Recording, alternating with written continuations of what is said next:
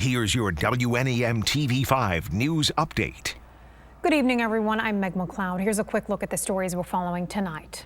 Police say a 3-year-old has died after accidentally shooting himself. Owasso Public Safety responded to the 1400 block of Cleveland Street a little after 12:30 this afternoon. The child was transported to Memorial Hospital, where he later died. Detectives are investigating. No further information was released, but stay with TV5 for any developments. A new pandemic order will soon lift restrictions on indoor dining and entertainment venues. The new order allows restaurants and bars to reopen at 25% capacity, up to 100 people, and a 10 p.m. curfew. This epidemic order takes effect February 1st, and it also allows concessions at casinos, movie theaters, and stadiums. But during this morning's news conference, Whitmer's chief medical executive warned about the new, potentially more contagious coronavirus variant first spotted in the UK.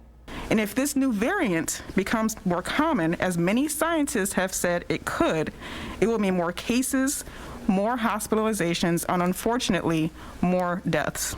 There are 3 known cases of the variant in Michigan, all associated with the University of Michigan. Governor Whitmer also announced that winter contact sports, including girls and boys basketball, competitive cheer, ice hockey, and wrestling, must remain non-contact through February 21st. The governor announced today that Elizabeth Hurdle is the new director of the State Department of Health and Human Services. She succeeds Robert Gordon, who announced his resignation on Twitter without citing a reason.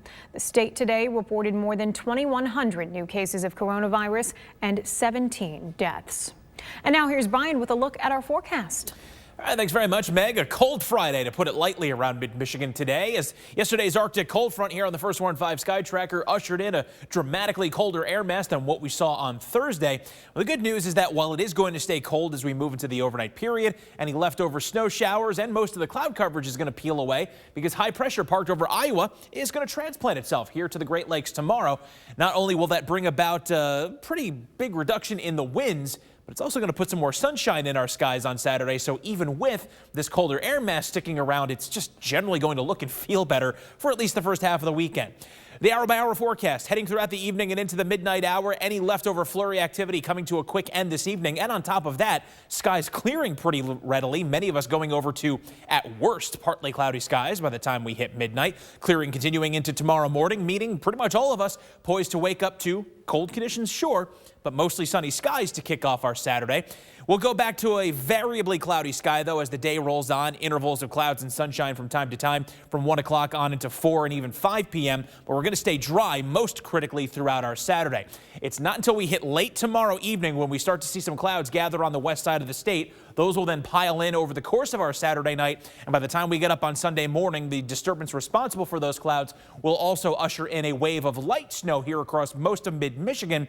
This is not looking to be a blockbuster event, and actually as the day goes on, a lot of that snow looks like it's going to tend to dissipate. So as far as accumulations are concerned, as it looks right now, as we head through Sunday evening, at worst, we're really looking to come in on the high end around an inch, maybe in some extreme cases up to 1.5 to 2 inches of total snowfall, but a lot more of us coming in likely with an inch or less of snow. But of course, stay tuned for updates throughout the weekend here on TV5, and we'll have continued updates to those projected snowfall amounts. For tonight, though, it's all about the cold. Flurries ending early, leaving behind decreasing clouds, low temps in the low teens, but we still have the west-northwest wind at 10 to 15 miles per hour. That's going to lead to wind chills down in the single digits, if not near zero. But we take the wind out of the equation tomorrow. West at 5 to 10 miles per hour, 26 the high, but with intervals of clouds and sunshine and the lighter winds, that's just, again, generally going to feel quite a bit better. Then looking ahead here at your First Warn 5 7-day forecast, we'll see on Sunday, that's when that next round of light snow comes on in, a high of 29 degrees, 31 on Monday, and the upper 20s on Tuesday. And we're going to be keeping an eye on a potential system coming in those days that may produce some snow, mainly south of the Tri-Cities. So we'll be keeping you updated on not just the Sunday event, but also that potential early week event throughout the upcoming weekend. Remember to tune into WNEM TV5 on air and online 24/7 for the latest news, weather, and information.